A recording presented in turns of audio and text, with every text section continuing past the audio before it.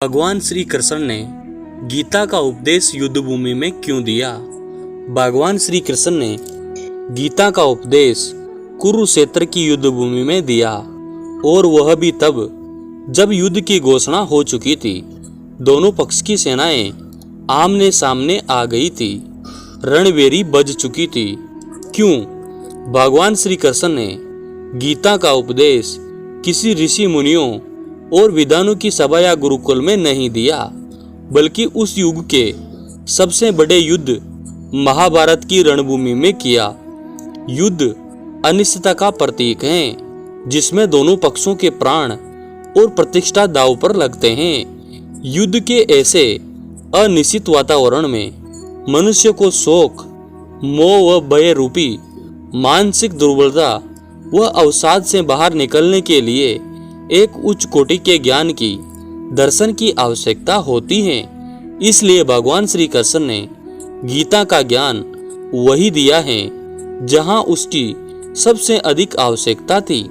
श्री कृष्ण जगत गुरु हैं। गीता के उपदेश द्वारा श्री कृष्ण ने अर्जुन को मन से मजबूत बना दिया। महाभारत के युद्ध में अर्जुन के सामने कई बार ऐसे क्षण आए भी। अभिमन्यु की मृत्यु के समाचार से जब अर्जुन शोक और विषाद से भर गए, तब श्री कृष्ण ने अर्जुन का स्मरण कराया। यह युद्ध है, यह अपना मूल्य लेगा ही। युद्ध में सब कुछ संभव है। यह गीता के ज्ञान का ही परिणाम था कि अर्जुन दूसरे दिन एक महान लक्ष्य के संकल्प के साथ युद्ध भूमि में आते हैं। महाभारत का युद्ध द्वापर के अंत में लड़ा गया था और कलयुग आने वाला था। भगवान श्री कृष्ण जानते थे कि कलयुग में मानव मानसिक रूप से बहुत दुर्बल होगा, क्योंकि धर्म के 3 पैर सत्य, तप और दान का कलयुग में लोप हो जाएगा। मनुष्य के पास सत्य, तप और दान का बल कम होगा। मनुष्य शोक और मोह से ग्रस्त होकर वह पोह की स्थिति, क्या करे क्या न करे, में भ्रमित रहेगा। उस समय गीता का ज्ञान ही जीवन संग्राम में मनुष्य का पथ प्रदर्शक होगा। आज मनुष्य का संपूर्ण जीवन ही एक संग्राम है। मानव जीवन में छोटे छोटे युद्ध, धन का अभाव, पारिवारिक कलह, बीमारी, बच्चों की अच्छी परवरिश, शिक्षा व विवाह आदि की चिंता, ऋण भार आदि नित्य ही चलते रहते हैं। जीवन का गणित ही कुछ ऐसा है कि जीवन सदा एक सा नहीं रहता। यहाँ जय पराजय, लाभ हानि, सुख दुख का क्रम चलता ही रहता है। समय और परिस्थिति के तबड़े में हम डवाडोल करते ही रहते हैं। इस युद्ध में मनुष्य बुरी तरह से टूटकर आत्महत्या जैसे गलत कदम भी उठा लेता है। गीता का ज्ञान मनुष्य यदि हृदय में उतार ले, तो फिर हर परिस्थिति का वह अर्जुन की तरह डटकर सामना कर सकता है। सुख दुख, समय कतवा, लाभा लोभो जाए जो, अर्थात सुख दुख, लाभ हानि, जय पराजय, हर परिस्थिति में सम रहकर जीवन युद्ध लड़ो।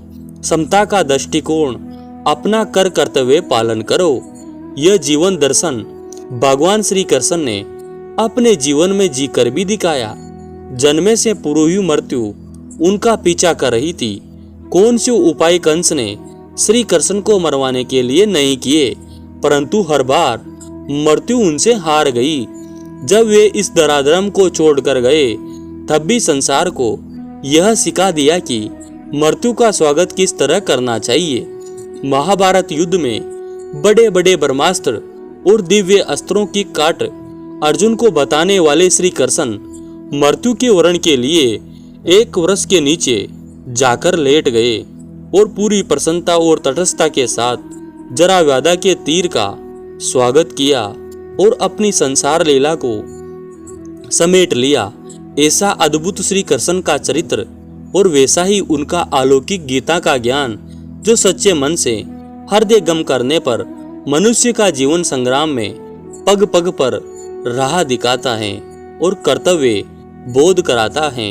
दोस्तों, आपको ये छोटी सी स्टोरी कैसी लगी? अगर अच्छी लगी तो हमारे YouTube चैनल को सब्सक्राइब जरूर कीजिए और ज़्यादा से ज़्यादा शेयर कीजिए।